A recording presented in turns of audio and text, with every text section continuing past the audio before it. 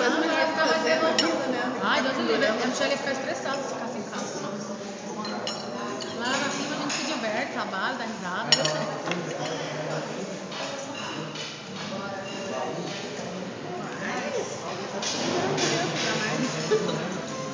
Uma zona, meu escritório, por causa do Lucas, é berço, é não sei o quê, vai lá, é fruta, brinquedo.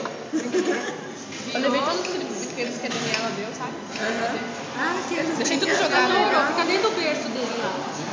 Você gostou, Tem um berço lá no escritório. Você gostou daquele vídeo? Que coisinha legal, né? Muito bacana.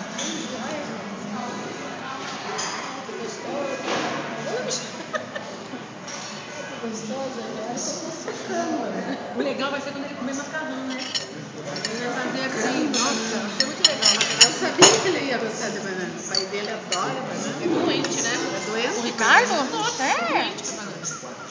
Ele compra um cacho, ele come o cacho inteiro. Mas é bom banana. Eu queria ser assim, mas eu não gosto muito de banana. Quer mais, ó. Meu Deus, calma. Me deixou estressada agora.